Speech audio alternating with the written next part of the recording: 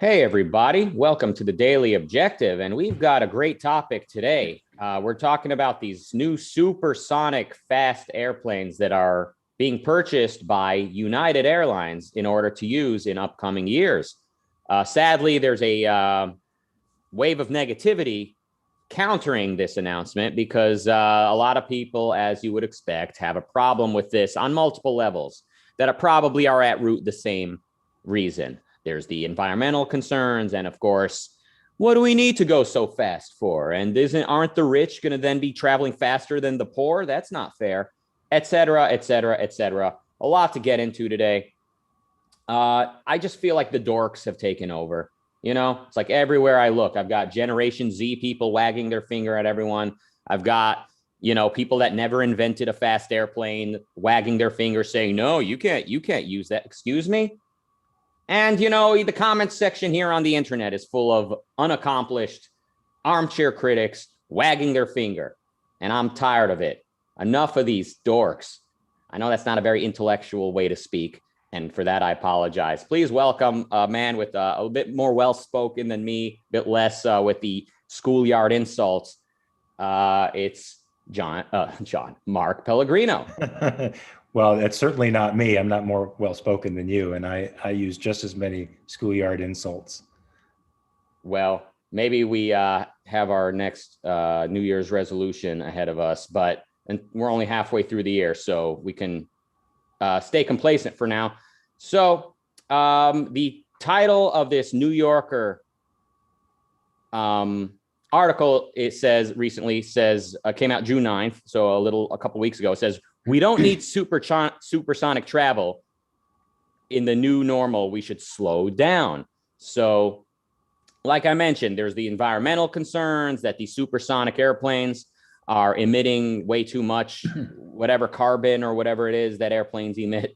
And but also, what do we need to be going so fast for? I mean, the pandemic taught us we don't even need to travel that much, or we can travel much slower because we can be on Zoom and stuff on the airplane itself. So this guy, this article writer, this journalist, he is just taking everybody's inventory. He is telling everybody how to live their life. He's policing other people's business and deciding for them how fast they need to be going.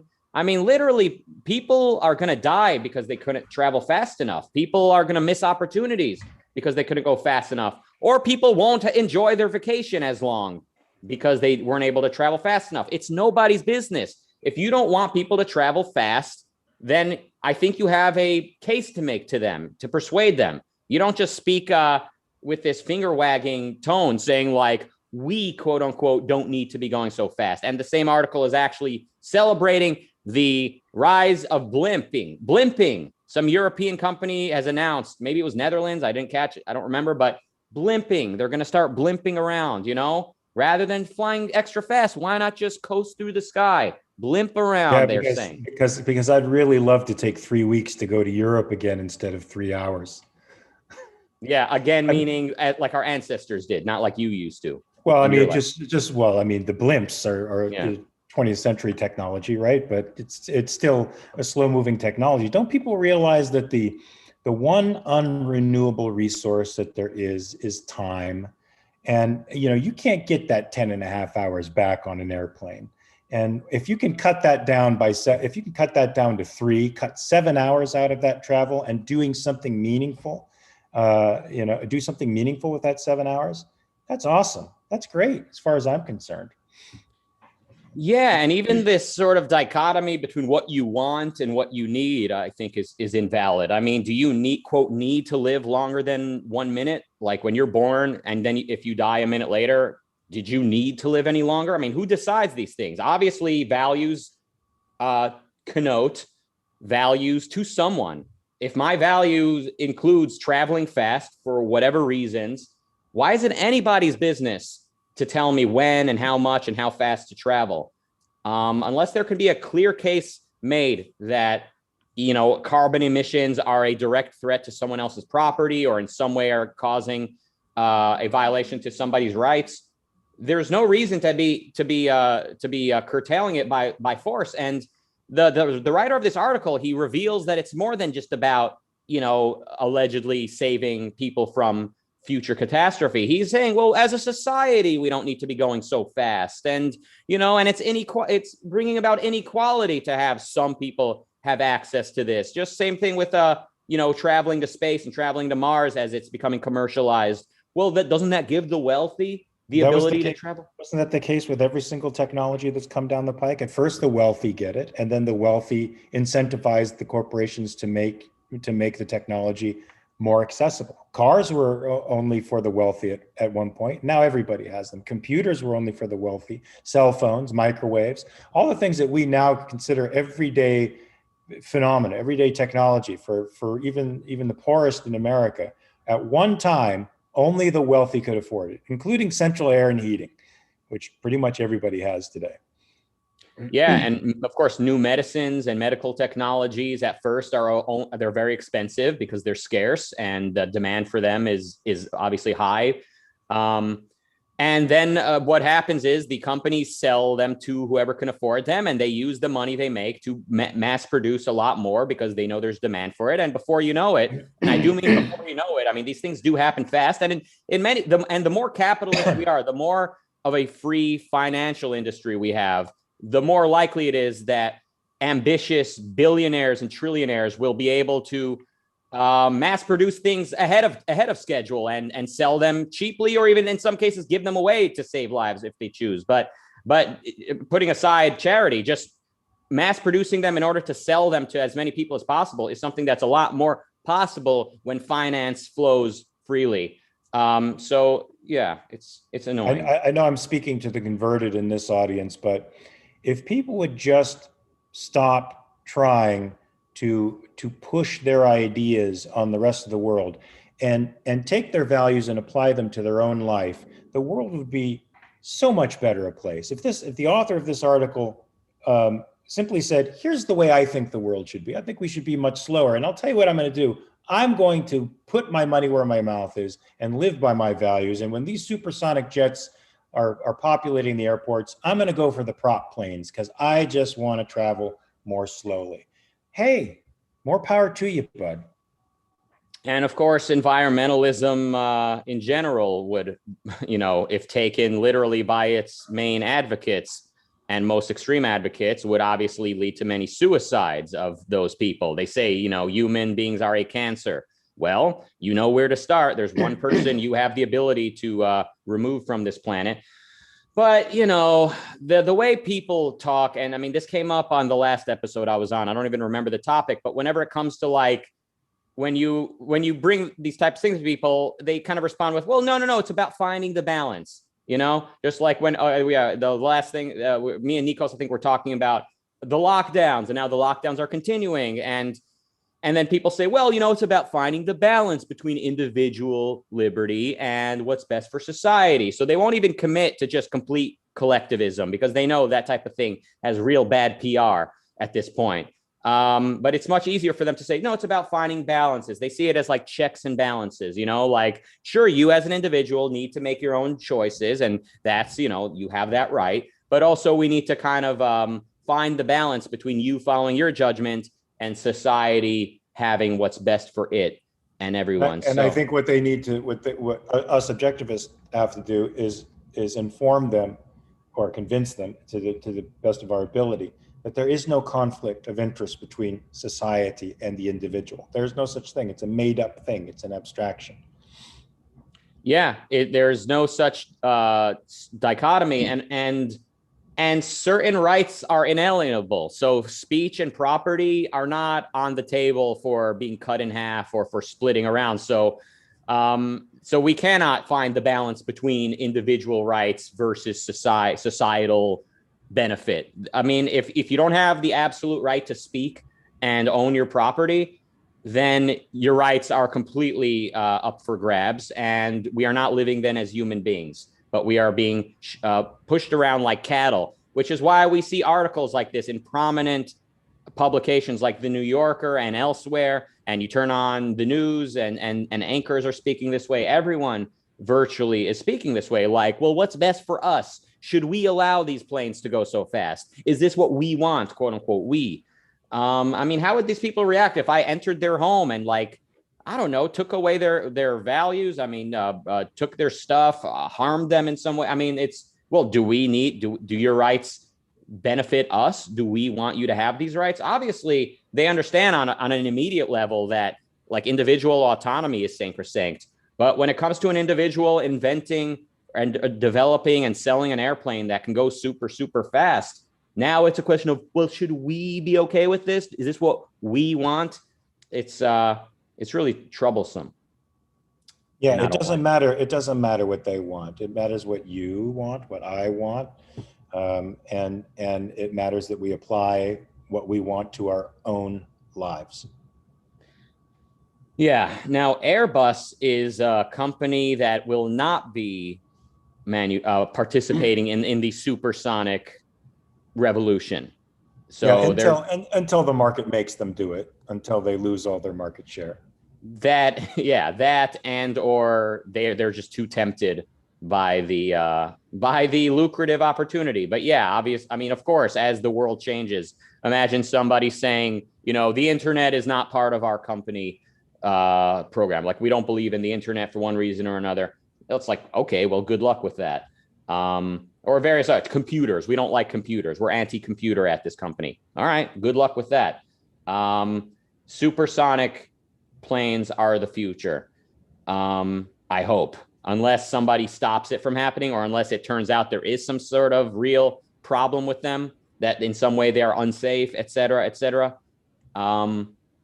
They're going to move the market forward. I think the inventor of them, or the guy who largely developed these types of planes and brought them to the market, is an objectivist or very, very like highly influenced by Ayn Rand. He had an interview in the Objective Standard a couple issues ago that I read. I forget his name. I feel like I should have it. Maybe Razi remembers. But yeah, you know what? I spoke to this person because Alex Epstein introduced me to him, and I'm forgetting his name as well. Yeah, well, we forget his name, but history will not forget his name nor his work. Blake Scholl points out Razi. Look at how this philosophy is inspiring people. Obviously, there's more to this guy Blake than just his interest in Ayn Rand, but I mean, it is nice every once in a while to kind of to gloat a bit and say, see, objectivists are changing the world. He is an objectivist, says Razi. He spoke at OCON a few years ago. Well, he is an objectivist, I thought, but I didn't want to speak on his behalf without him here to say that's not true. It sounds like he is. So that's right. He is a card carrying, dues paying. There's actually no dues, but he is a card carrying. There's actually no cards, but he is an objectivist. So there, take that world. So the guy from Airbus, he said, I'm sorry, I don't have his name in front of me.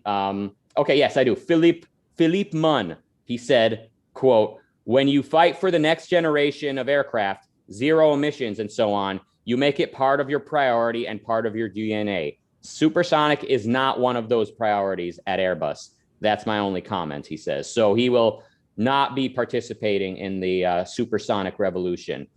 And I say good, more airplanes for the other business. Goodbye, Airbus. Bye. It was nice knowing you. Yeah, Airbus. Like I wanted anything to do with them anyway. I'll be flying fast as soon as I can afford to, as soon as it's available. Now, I think this is not in this article. Maybe we should link to those articles if we haven't already in the chat. But the regulations, I think, made it so you cannot introduce these supersonic jets to domestic flights. Not for any good reason, but basically they have to start these with international, like flying over the ocean or wherever, maybe across other continents, but not across this continent or not across this country because of regulation. So right off the bat, domestic flights need to still be 5 hours to go from coast to coast. But once I think once these airplanes become popular with international travel, I have a feeling the regulators and politicians will magically find a way to allow to see the humanity of these supersonic airplanes and allow them domestically. Let's see what happens. Sammy, by the way, sent over a super chat, £4.99. I know these symbols now. He goes, Zoom. Robert with $2 American says, quote, we should, quote, get the hell out of my way. Nice, nice. Well played. Gail with $5 says, thanks, guys. Don't thank us. Thank Blake Scholl for inventing this airplane or developing it. And I think you could say he invented it, basically. I think he looked at Concorde airplanes and sort of found a way to make them better. Like he found a way to make the technology better, something like that. I am, believe it or not a airplane scientist expert person. Zalmi says it's crazy loud. Apparently these supersonics are going to be loud, like many new machines tend to be. So no one lives over the ocean. I mean, maybe the noise would be fine in some cases. Like, hypothetically, maybe domestic flights could be loud in some cases, you know, but maybe not. Maybe it's just so loud that legitimately residents have a right to say, not in my airspace. I'm not an expert. This is very, very difficult to assess how property rights work with this type of thing. But certainly I know the people saying, well, do, quote, we want this? Those people can all go to hell. They are no favorites of mine. We've got the supersonic airplane coming about, and the group of dorks are wagging their finger saying, I'm not sure this is what we want. And then we've got virtue signaling Airbus Philippe Munn saying, oh, well, we want nothing to do with this. It's very sad, but you know, look what comes of one man with the right ideas, one man with the philosophy for living on Earth. He's able to propel humanity forward in ways that are incalculable by bringing this airplane into existence. The more this philosophy spreads, objectivism, imagine what more is possible. We got a couple announcements. We didn't get to yours the other day. Real quick mini announcement. This Monday on the Daily Objective, we're going to talk about Cali exit. Since I think my understanding is, Mark, you and I are both considering leaving California. You're a lifelong native. I am a lifelong infatuated fan of California. You know, like many people watched movies, like many people came to California and said, this is heaven. At this point, I think both of us are thinking enough is enough. Maybe it is, maybe it's not. Find out on Monday on the Daily Objective. But we got a bigger announcement, I think, that you're going to deliver. What's up? No, we actually have to wait to deliver this announcement until Monday. Never mind then. Coming this Monday, big announcement from Mark Pellegrino. You're going to want to see this one, Rose. Trust me. All right, everybody. Well, we've been here about 20 minutes. Zalmi says they're after other supersonic airplane makers that are trying to make it quieter and focusing on private jets. But Scholl's company is focusing on passengers. Yeah, so the market will make this machine quieter, or the market. The developers, along with the market, along with the capitalists funding all these things, it's going to get quieter because technology starts loud and then gets quieter. A computer used to take up a full room. I imagine it was a little bit louder. The fan was a lot louder than this thing is now. Anyway, as I was saying, we'll be back here on Monday. Join us back here on the channel. Anything coming up today, Razi? Let me know ASAP. Otherwise, be back here tomorrow on the Daily Objective for a solo episode with Nikos. Of course, we've got something today. What am I thinking? Life on Earth with Robert Nasser coming up right here at 10 p.m. UK time, whatever that means to you. So see you back here for that. See you in a moment here on Clubhouse. And of course, see you back here same time tomorrow for the Daily Objective. Thanks, Mark. Thank you. See you guys.